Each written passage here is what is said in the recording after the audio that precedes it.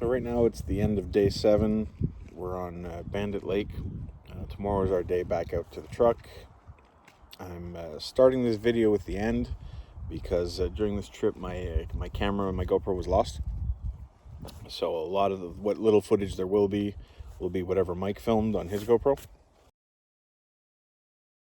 Day 1, we had the 7-hour drive from home to the park.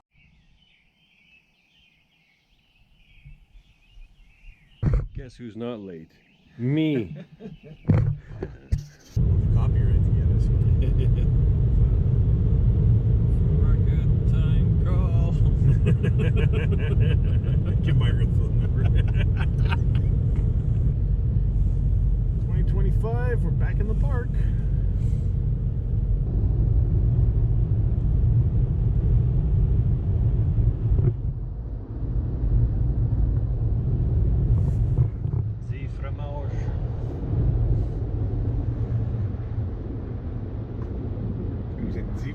Yeah.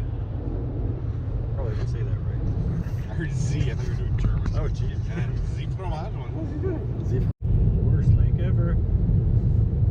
What, you don't like tons of people, motorboats, big exposed water with waves? 3.5 hours of paddling in rainbow-colored water. Guess so. Well, it was a fun trip, everyone. Yeah. Came in one side, came up the other. That's it for 2025? Yep. Stay tuned for more of our wonderful videos here. Like and subscribe.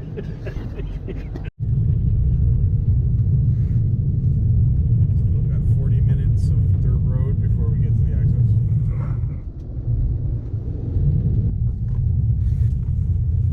3 minutes until arrival. We're going in at the Magnetawan access point and staying at Mudwayaka Lake. You have arrived.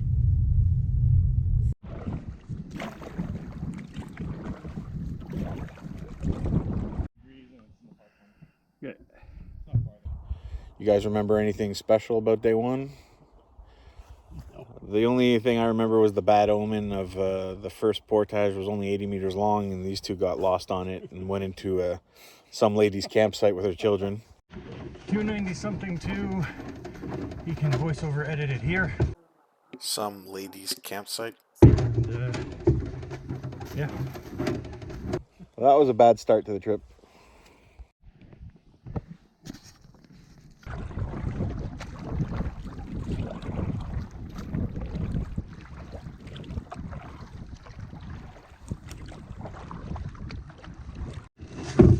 We think it's this way.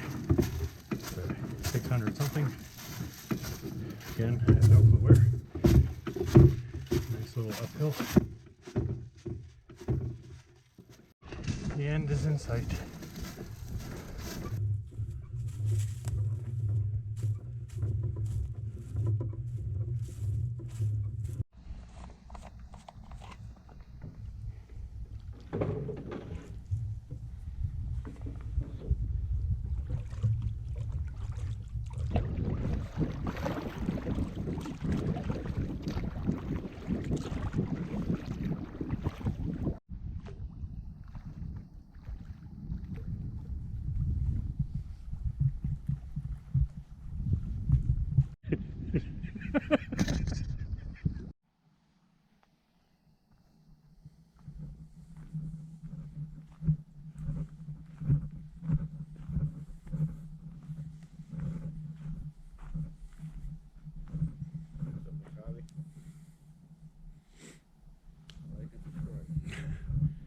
Like and subscribe.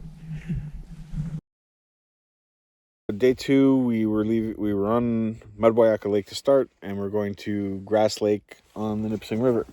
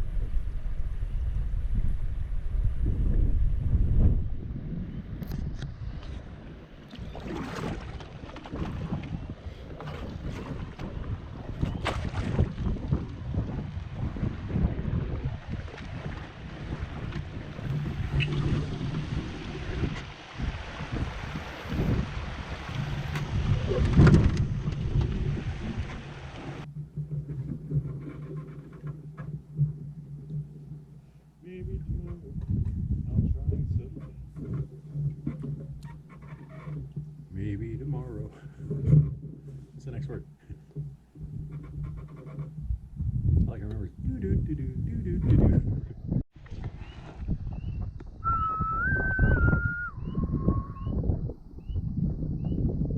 Canadian wetlands are very important. Yeah, we're in provincially significant leather flower or something. Was it leather leaf? Leatherleaf. That's another word for tobacco in my book.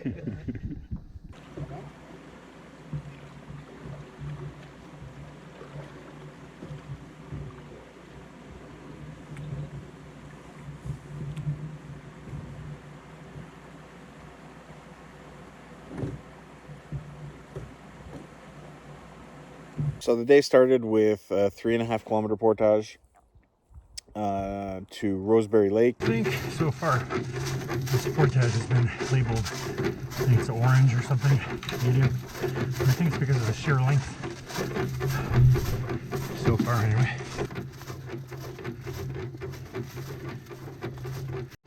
We still got snow and ice here.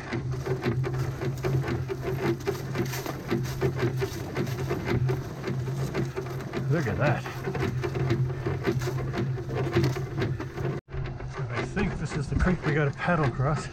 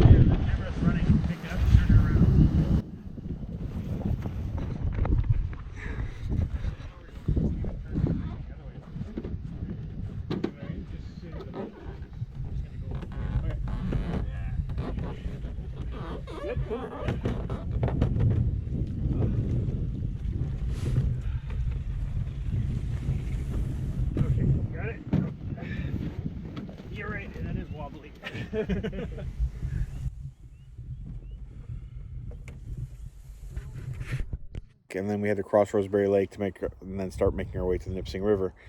Roseberry Lake, we had a really intense wind that was challenging to paddle against.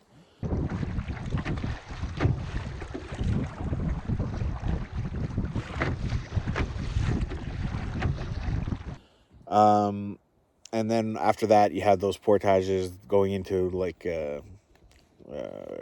Loontail Creek and then another creek. I can't remember the name of it right now. Anyway, by the time we got to Grass Lake campsite, basically we were relatively tired. So did that trail go up or to the side? Okay.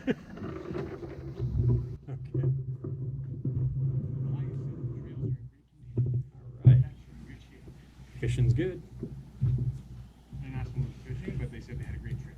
Oh, nice. We assume. Right on, right on.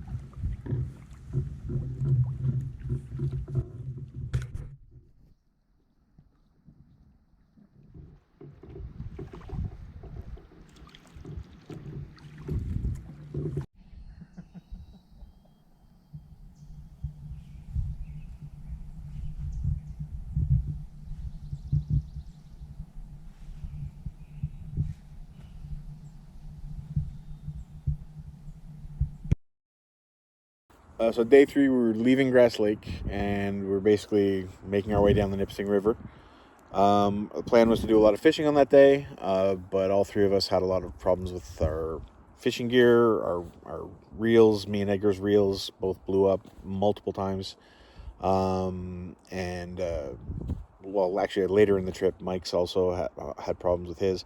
All this to say that every time we stopped to fishing, we were barely fishing. We were just like repairing our gear. It ended up being a little frustrating. So we basically ended mostly just traveling.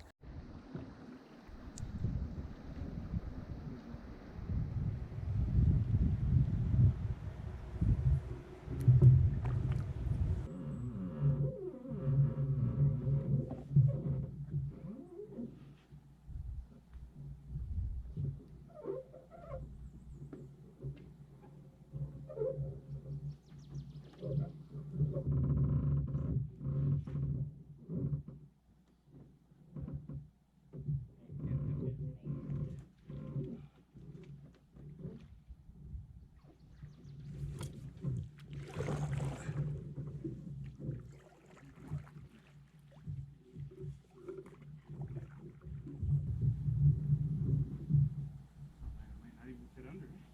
Now you got the rod sticking out in the back. Take the rod off.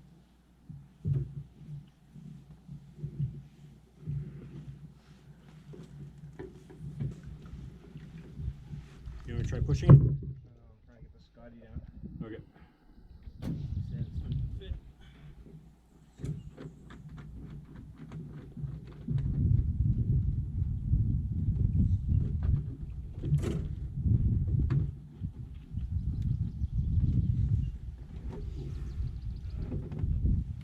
Branch breaks on the butt. Oh yeah.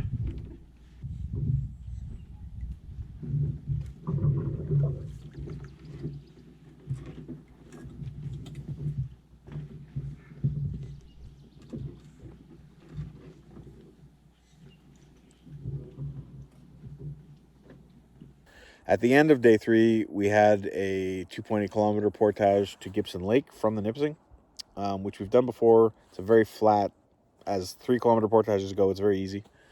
But we were clearly the first people to do it this year. We came in about 6 days after ice out. And it was unbelievably difficult. For like I said, for one of the easiest portages in the park.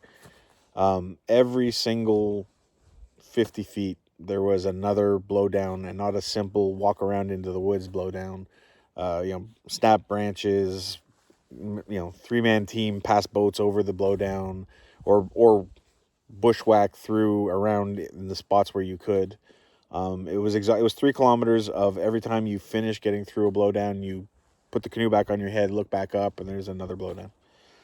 So by the time we got to Gibson Lake, we were really exhausted. Like it's a story. Need something for the blooper reel. Very little energy to offer.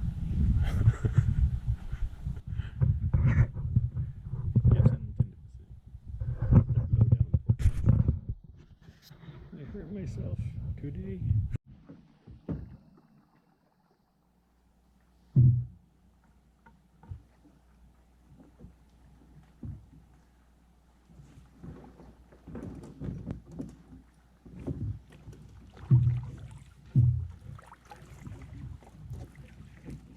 So we got the boat. We'll take a look at it.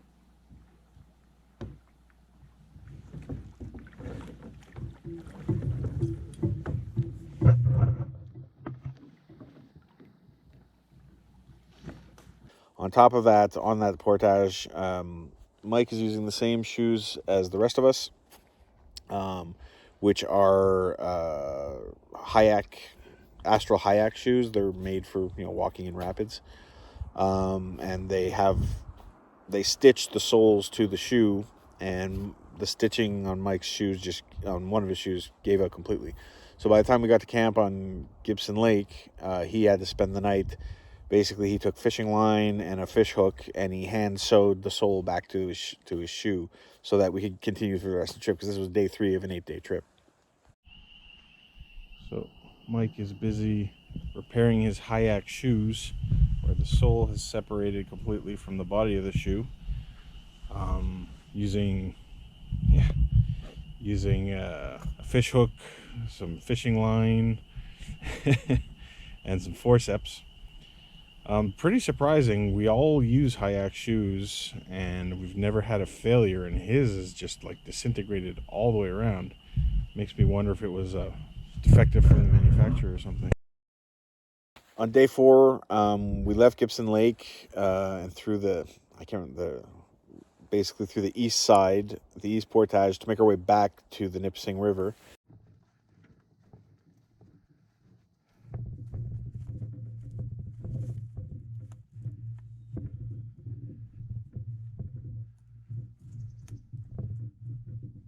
And the highlight of that day was, I think it was that day, that on a 2-kilometer portage, basically 50 meters from the end of it, all of a sudden my knee, like I hurt my knee somehow, like I don't know if a tendon or a muscle or something, but I just could not continue anymore. Like for the last 50 feet I had to drop everything, and even just walking on my own weight I couldn't do. So we were staying at the Cold Creek Springs or something like that. It's the Graham Rapids campsite. So anyway, so the guys pretty much carried almost all the gear for the rest of that day. We set up camp on that campsite. Working camera. Do it again. All of it. So we're on the Graham Rapids, on the campsite of the Graham Rapids Portage. Portage runs right through here.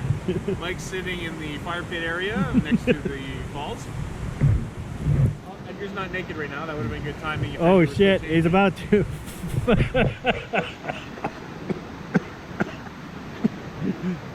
We don't have dollar bills anymore.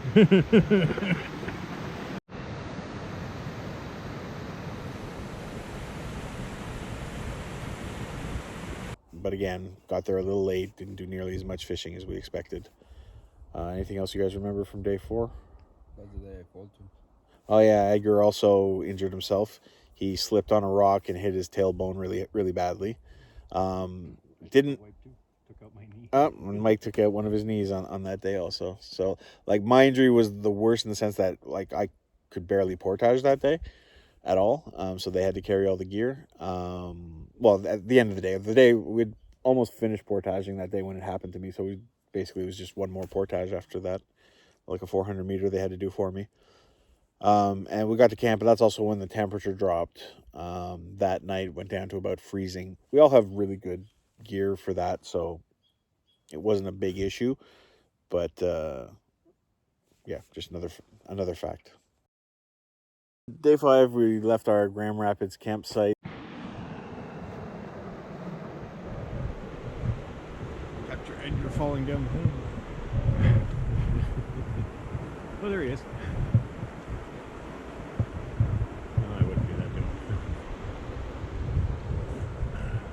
And we had to make our way to Burnt Root, which seems to me, let me see, it's what, about 5.5, 6 kilometers of portage. And my leg felt a little bit, my knee felt a little bit better the next morning, but still wasn't great. So I had basically a light backpack. Edgar had to take over, because for the first 4 days of the trip, I had my gear and I was portaging the canoe, and Mike was soloing his pack boat and his gear, and Edgar had a big bag. So from that point on, I had basically a light bag, and Edgar took the canoe on top of his gear for that day. So it was basically slower travel than normal for us.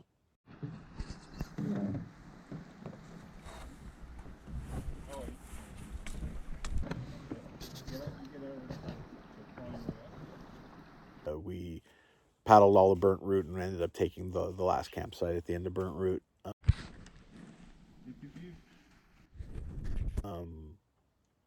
Yeah, and that's pretty much all I remember. Mike's shoe repair held up. At that point, he was still doing good.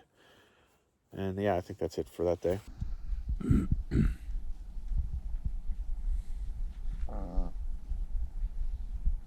That could be your intro.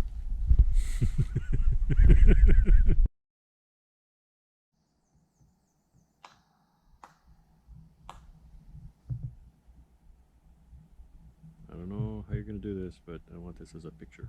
So day 6, was kind of fortuitously planned, in the sense because I had a bad knee. We had a lot of paddling to do. It was like 26 kilometers of paddling, but we only had 3 portages for like 400 meters total.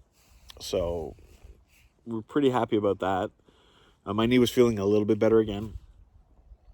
So yeah, we're leaving Burnt Root and we're going to Grassy Bog. So we took off from camp, paddled through Red Pine Bay.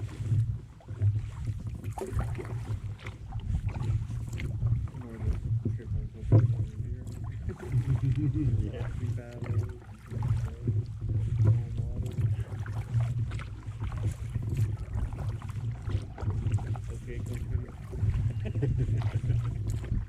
Caught a brook trout trolling on Red Pine Bay.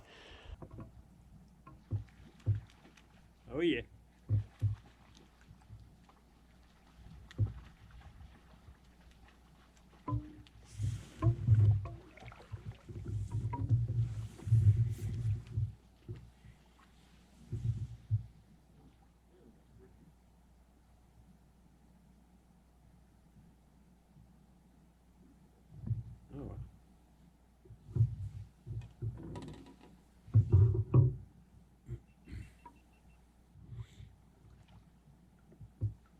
Oh yeah, that's a nice one. And then we did our first portage, one of the small, whatever, they're 40 meters or however long they are. They're really small. Actually, the first one you have to sort of get out into the alders because there was too much current. Again, in May, the water's a little higher than normal.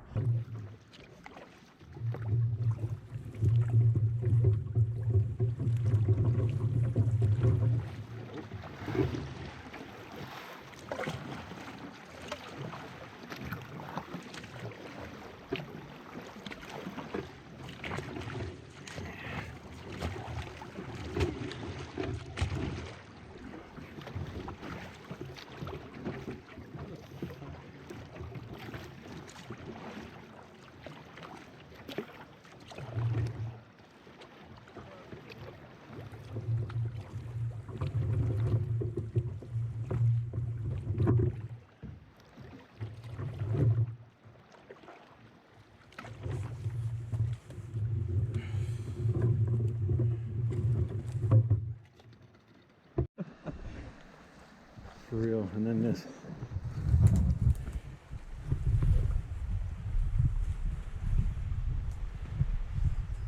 Looks like we'll have a dam here soon. So, get out, we do our portage, went well. We get to our second portage, and we did a little fishing at it. Didn't have any luck, but it was starting to feel... Because up to this point, we barely had fished, because we had problems with our gear, tiring days, weather issues. We really hadn't done a lot of fishing at this point, and injuries, and gear failures. So then we get to the next portage. We fish it a little bit. We do the portage. We get to the end of it. Me and Edgar got in the canoe, and we pushed off from the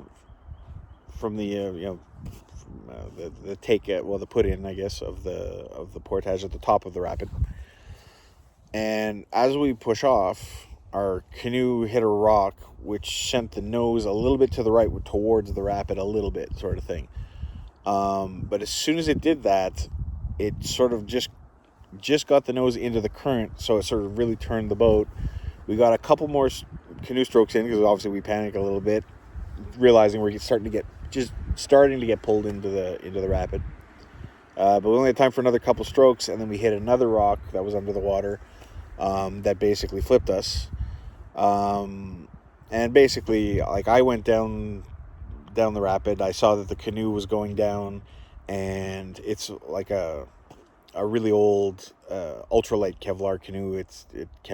It'll basically fold in half, and it headed straight for Stu Rocks. So I guess I should have just let it go, but I went after it and picked it up. Like, it hit the rock, I picked it up over the rock, and then it sort of righted itself, and for a second I thought it was going to stay upright.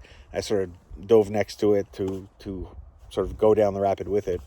But then another wave hit it, and it flipped. It went under. I felt my foot almost get caught in one of the straps, so then I kicked away and just worried about myself going down the rapid, basically. At the top, Edgar was able to stay at the top of the rapids. He tried to grab one of our bags, but that was pulling too hard on him, so he let that go, which was the right move. And anyway, so I got washed down the rapid, and I went under a few times. I went through a dishwasher there, and came out the other side, and looked up and saw, the gear in the canoe sort of floating away. And unfortunately, it spat me out on the far side of the rapid, sort of thing. So I started swimming. I had a life jacket on, so I started swimming, and my life jacket was riding up on me a little too much, so it probably wasn't adjusted properly. So I was using one arm to sort of hold the life jacket out of my throat. And I think I swallowed a little bit of water, because afterwards I had a pretty bad cough. Anyway, so I'm trying to swim like through the current of the rapid to make it to the other side, and I was really like swimming for my life at this point. I was gasping for air, because I think I swallowed water. And the water is also like 1 degree Celsius. Like, this is, it's not an ideal situation by any measure. And to my shock, when I basically swam sort of just into the rapids at this point, I look up, and my friend Mike, who had already taken his boat to the top of the rapid, he was already in the water and already next to me. Like, he ran through the portage with his boat to get it back in the water. And so he pulled me back to shore, and then he went out and he collected all our gear for like half an hour, floating all over the place. First, this one's for our memories. They just capsized on the rapids. Collecting their stuff. Hopefully they're going to go okay. I'm going to grab their bags now, so they can get all warm while I go fish out the canoe.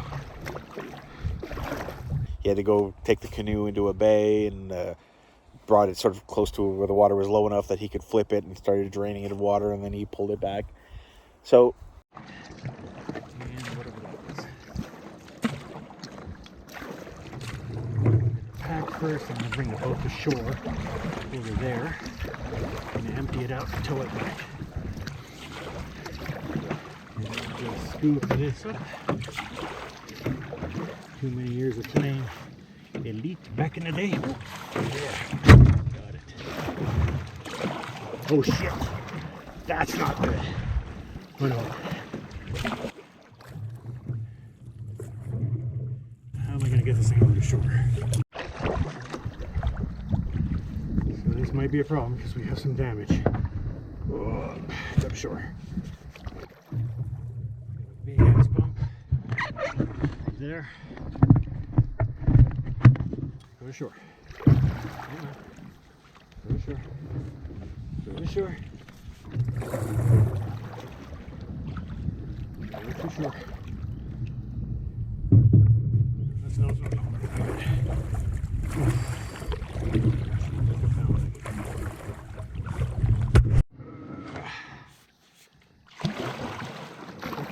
Time.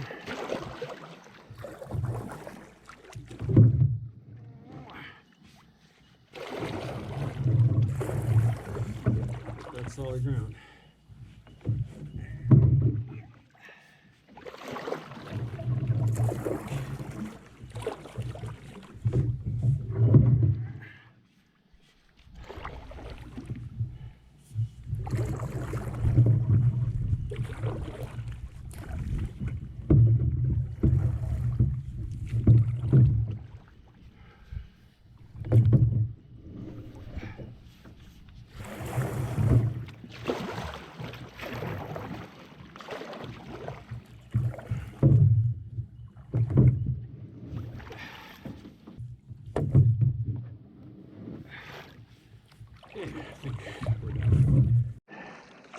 Now I gotta run up with an empty boat behind me. The rapids. John will be waiting for me on a stone semi-hike up there. Oh fuck, what a day. Come up the side over here. Coming in!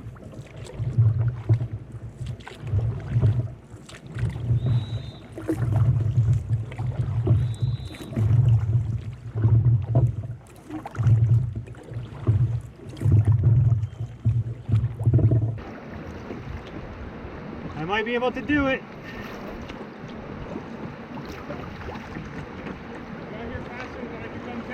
I'm gonna plant it here somewhere as I'm coming in, so she's got some damage. Grab me. Okay, perfect. She's got some damage on the side, but she floats. Okay, but she's not a whole through. Not that I can I see. don't care about damage. Oh yeah, it's bent. Yeah. This whole time it's been me with my rain thing. Like I flipped it and got out where it was fucking. Yeah. Like I said, I just went over the mountain just to see if, because if you had flipped, we'd have no. I'm like, maybe he needs help now, Yeah. you know, like. No, I don't seem to have my rape whistle on me, but Thanks, man. no problem. Hey, you didn't get my little orange bag, did you? I did! Oh! I got it on video for you too. It's still recording. Is it?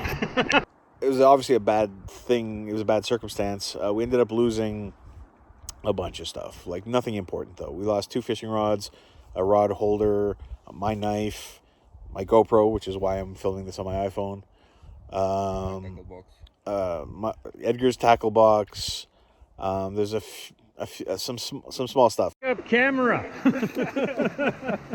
So it looks like the casualties so far for flipping, basically, don't ask me how. we took off from here, somehow we hit a rock, we reacted wrong, and the current took us, spun us, we both hit the water.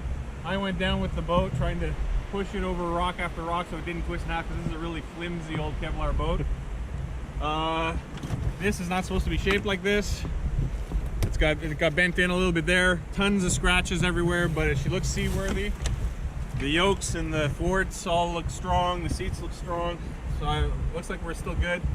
Lost my GoPro, so Both our bags with all of our gear were recovered. The paddles were all recovered. The canoe was recovered. It's damaged. It's got some funky waves in the gunnels, but the yoke and the thwarts and the seats weren't snapped. It's got huge impact marks, and I just sort of kicked that. It was sort of dented in. I just kicked that out, and it floats still. So this is now 3 days later, or 2 days later. I don't remember. Anyway, we've done 2 full 2 days later. 2 full travel days since it happened. So the boat is still, it's going to get us back to the truck. But again, this is the last day. We're going to be back at the truck tomorrow. But it's probably its last trip. The boat is basically totaled. There's a grab if you go too wide. It went out like this time. It went out like that. I just had to paddle hard because it was pulling me back. Just so you know. Where does this go to now? Really. Okay. Look for a campsite on the left shore. Okay. I forgot to mention, so that was basically near the beginning of day 6 that the stuff happened in the rapids. We still had to paddle like 20 more kilometers to get to where we're supposed to be. Now at this point, like I said, me and Edgar were both dunked in absolutely freezing water, but we both did not feel, and I was in the water for a while, but we both didn't feel like we were, in any, like we weren't, we didn't have hypothermia. We didn't. At one point, Edgar was shivering, but it's just because we were in the shade and there was wind. So we basically we decided we were going to paddle to the first campsite on Longer Lake, open up, because we could tell water got into Edgar's bag. Mine felt about the same weight as it used to be. So we got to the first campsite. We emptied out Edgar's bag. Some water got into some things, but our sleep systems were all good. We were getting, because the nights we're going in close to freezing every night. So we were worried about our sleeping bags, sort of thing being drenched. But all the important stuff was dry. Like I said, a lot of water got into Edgar's bag, but he had sub bags that protected most of his gear. So we decided to continue to where we were supposed to camp, which is on Grassy Bog. Want to see us go under again? No. There were 2 big trout. Maybe I'll find my yoke. I lost here a couple years ago. Yes, here's a cruddy portage. Hopefully my shoes don't kill me, the broken one, because it's split open again. I'll fix it tonight. John Mullins up ahead, taking his time, injured. Fisher's also up ahead, taking his time, injured. I'm injured, we're all injured. Everything's injured. Good times. Welcome to Big Trout.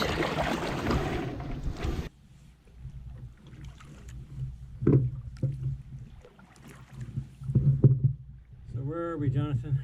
Huh? Where are we, Jonathan? In the narrows between Big Trout Lake and White Trout. All right. On our Camera, way to Grassy Bay. camera B keeps on rolling.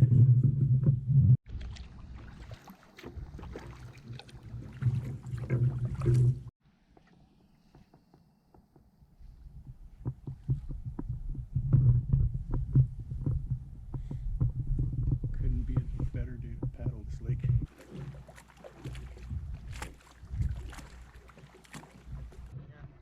That's right. We go that way. We go, yeah, straight. Where are you going now? We follow this shore until it spits us out to a bigger opening, and then we follow the other. Take right, and then when it opens up, we take left. That's cool, big moose.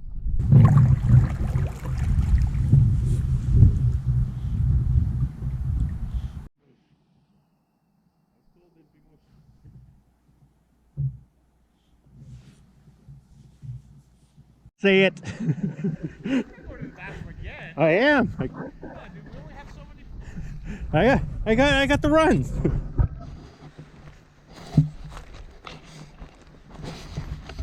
So I'm gonna make this quick. Hey there, YouTube fam. I've been playing a little trick on the boys this whole trip. I've been stealing all the butt wipes, saying that I have diarrhea. I don't think they know, but here they all are.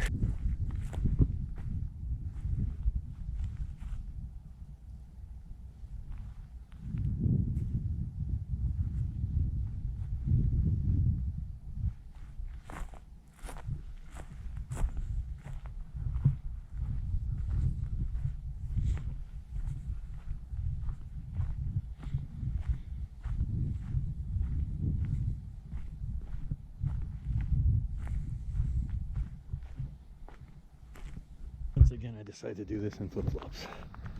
Why, I don't know.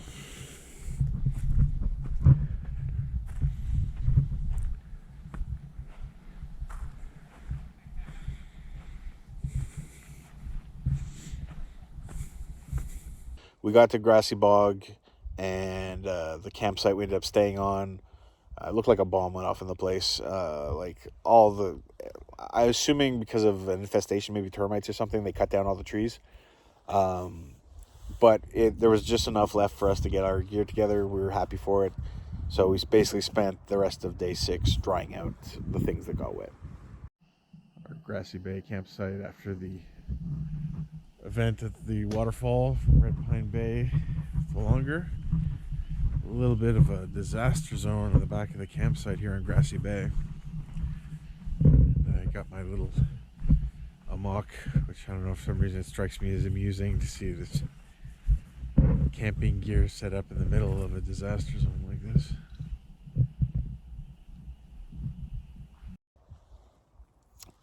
So yeah, that was day 6. So that brings us to today, day 7, which was we left Grassy Bog and we made our way to Bandit Lake. Day 6. 7. It's day 7. We're leaving our campsite, Going Grassy Bay. Grassy Bay. We're going up for Creedy Creek. Creedy Creek. And our destination for today is Bandit. What's that? Got the name wrong. Ah. Nothing to report. It's, I don't know, a 6.5 hour travel day, 7 hour travel day, something like that. We're traveling slower because my knee is still not great, so I'm just carrying one bag, and the other guys are carrying boats in a bag. The day went well, except for the repair job on that Mike did on his shoe with a fishing line. He rubbed it on a rock or something, and it re-snapped. So he's gonna probably tonight he's gonna have to re-repair that shoe for the final day to go out.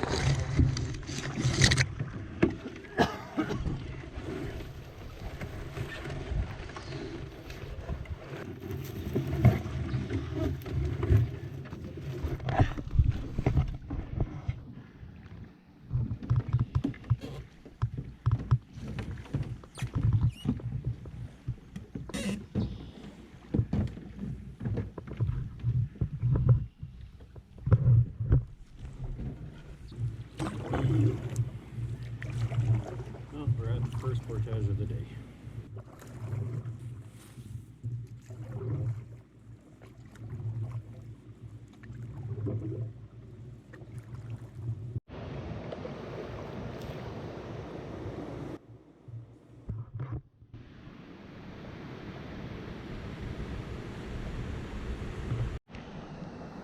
We're here at this portage, McIntosh Creek to McIntosh Creek,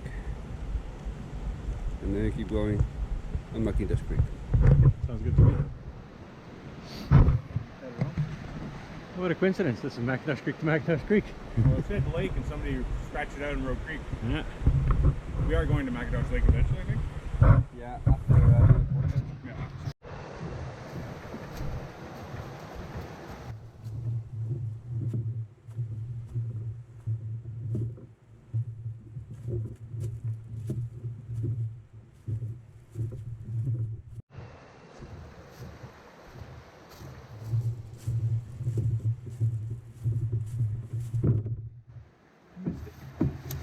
I freaking missed it.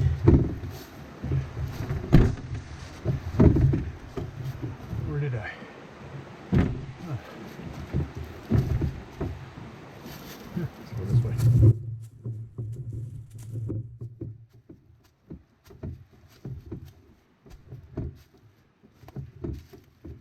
That doesn't look like it either. Left.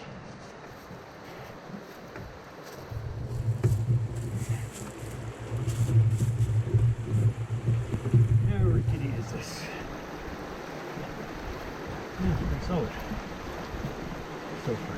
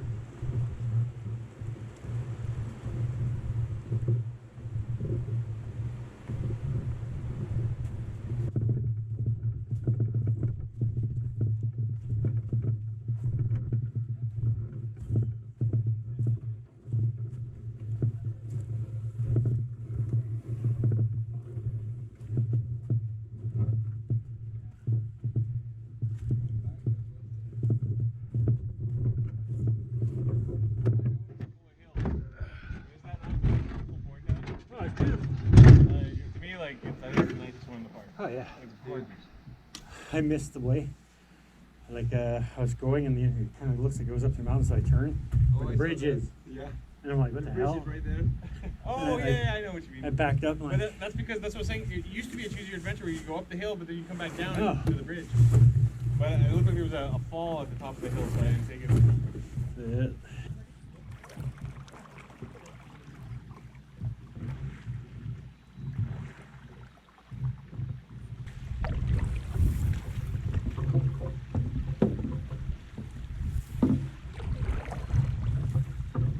It's probably easier if you go further back this way. You can stand on that.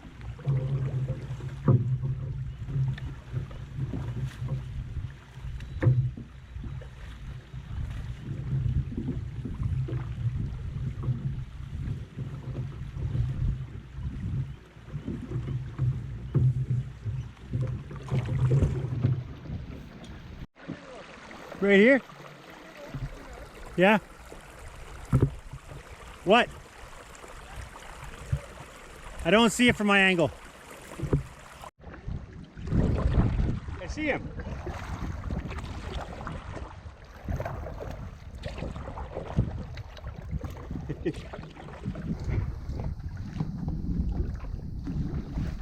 McIntosh Lake.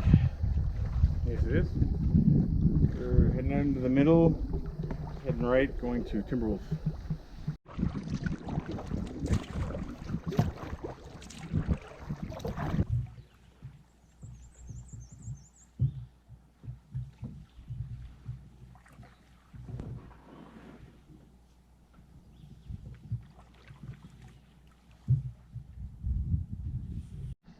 Timberwolf. Timberwolf. Yeah, this is good.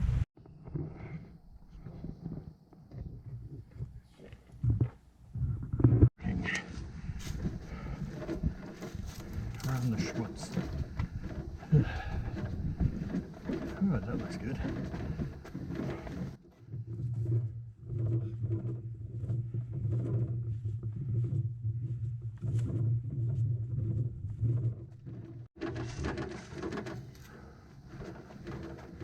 We're going, but I know it's 1K. I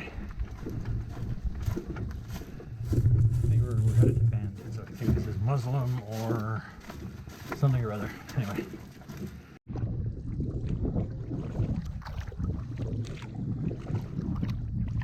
Where are we?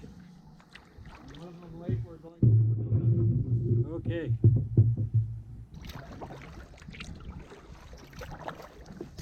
I believe this is Winona to Bandit. And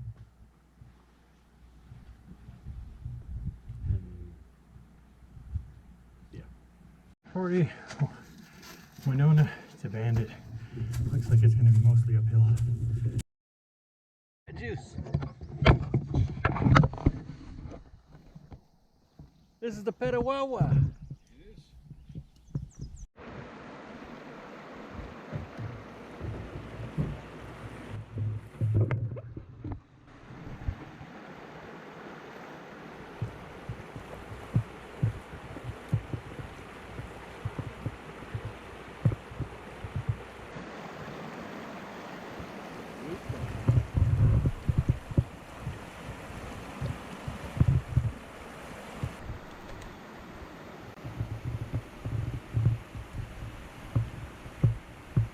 Is done.